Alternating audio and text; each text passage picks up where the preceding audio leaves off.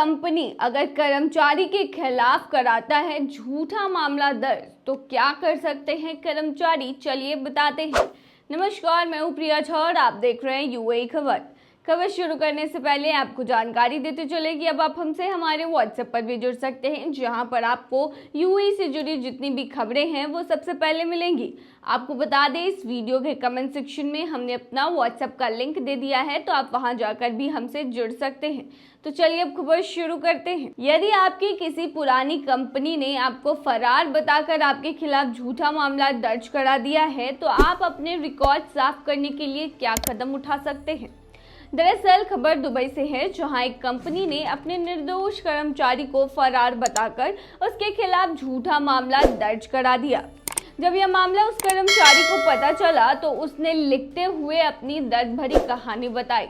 उसने कहा कि मेरी कंपनी ने मुझे पिछले साल नवंबर में निकाल दिया था और मुझे समाप्ति पत्र भी भेज दिया था। मैंने कंपनी की हर चीज पर प्रतिबंध लगा दिया, उसे छोड़ दिया, लेकिन तब से मैं अपना वीजा रद्द करने के लिए कंपनी से संपर्क कर रहा हूँ, लेकिन वो इसे टालते रहे। जब मैंने हाल ही में उनसे संपर्क किया तो मुझे पता चला कि उन लोगों ने मुझे भगोड़ा करार दे दिया है।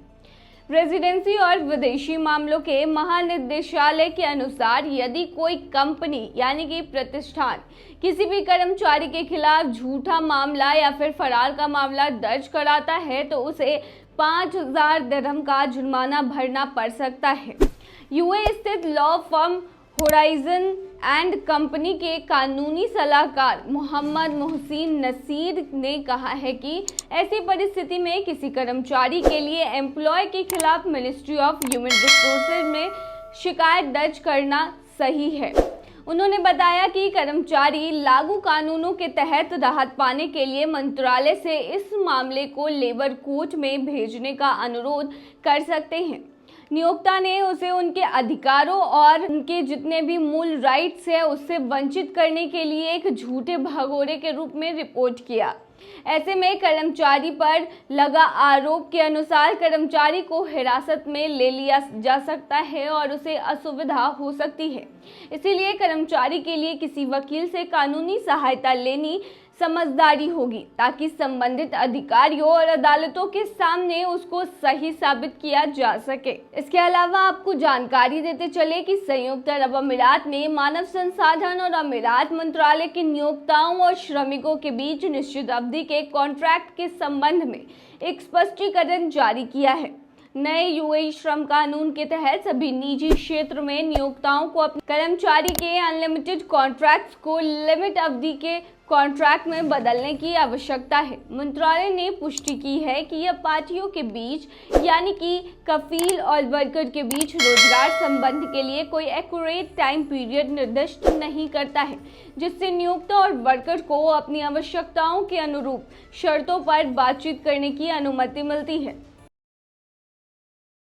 3 वीजा जो आपको देश में काम किए बिना रहने की देते हैं अनुमति। यूएई में संयुक्त अरब अमीरात में प्रवासी घर खरीद सकते हैं, अमीरात आईडी प्राप्त कर सकते हैं और अपने परिवार के सदस्यों को स्पॉन्सर भी कर सकते हैं, भले ही वो संयुक्त अरब अमीरात में काम ना करे।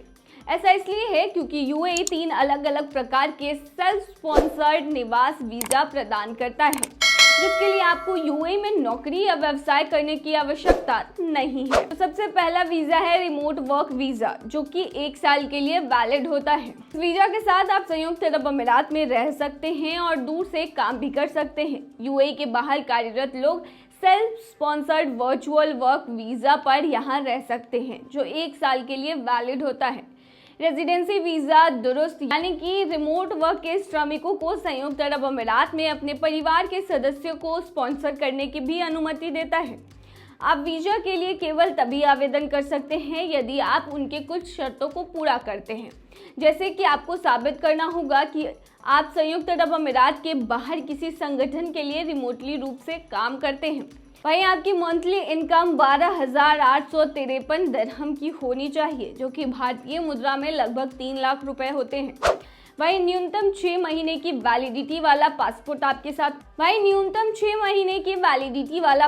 आपके पास होना चाहिए। वहीं संयुक्त अरब अमीरात में आपके निवास को कवर करने वाला वैलिड स्वास्थ्य बीमा भी आपके पास होना चाहिए। वही दूसरा है रियल स्टेट इन्वेस्टर वीजा, जो 2 या 10 साल का वीजा होता है। आपने यूएई में रियल स्टेट में कितना निवेश किया है, इसके आधार पर आप या तो 2 साल के लिए सेल्फ स्पॉन्सर्ड निवास वीजा प्राप्त कर सकते हैं या गोल्डन वीजा के लिए आवेदन कर सकते हैं, जो 10 साल के लिए वैलिड होता है। रियल स्टेट निवेशकों के लिए 2 साल का निवास वीजा की बात करें तो यदि आपके पास कम से कम 7,50,000 दिरहम की संपत्ति है या आप और आपके पति या पत्नी संयुक्त अरब अमीरात में इसी सामान्य मूल्य की संपत्ति के मालिक हैं, तो आप दुबई भूमि विभाग क्यूब सेंटर के माध्यम से संपत्ति निवेशक वीजा के लिए आवेदन कर सकते हैं। वहीं रियल स्टेट निवेशकों के लिए गोल्डन वीजा की बात करें तो यदि आपके पास 2 मिलियन दिरहम या उससे अधिक की संपत्ति है तो आप गोल्डन वीजा के लिए एलिजिबल हो सकते हैं। रियल स्टेट निवेश के माध्यम से गोल्डन वीजा प्राप्त करने की आवश्यकता दी हुई है। बता दें, रियल स्टेट निवेशक कम से कम 2 मिलियन दिरहम के मूल्य की संपत्ति खरीदते समय गोल्डन वीजा प्राप्त कर सकते हैं। वैसे स्थानीय बैंक से लोन लेकर संपत्ति खरीदते समय निवेशक गोल्डन वीजा प्राप्त करने के भी हकदार होते हैं। वहीं अप्रूव्ड स्थानीय रियल स्टेट कंपनियों 2 मिलियन दिरहम से कम की एक या अधिक ऑफ प्लान संपत्तियां खरीदने पर भी निवेशक गोल्डन वीजा प्राप्त कर सकते हैं। वहीं तीसरा है यूएई रिटायरमेंट वीजा, जो कि 5 साल के लिए होता है। बता दें, 55 वर्ष से अधिक आयु के रिटायर्ड लोग 5 साल की लंबी अवधि के वीजा के लिए आवेदन कर सकते हैं। संयुक्त अरब अमीरात के अंदर या बाहर कम से कम 15 साल तक काम किया होना चाहिए उन्हें, या रिटायरमेंट के समय उनकी उम्र 55 साल से या उससे अधिक होनी चाहिए। वहीं 1 मिलियन दिरहम से कम की संपत्ति के वो मालिक नहीं होने चाहिए। 1 मिलियन दिरहम से कम उनकी फाइनेंशियल बचत भी नहीं होनी चाहिए, बल्कि उससे अधिक होनी चाहिए। वहीं 20,000 दिरहम की उनकी मंथली इनकम होनी चाहिए। अगर वो दुबई में रह रहे हैं तो ये जो इनकम है मंथली वो 15,000 दिरहम है, और पिछले 6 महीने का उनका बैंक डिटेल भी उनको देना होगा। तो ये थी तमाम जानकारी। बने रही ऐसी खबरों के लिए यूएई खबर पर।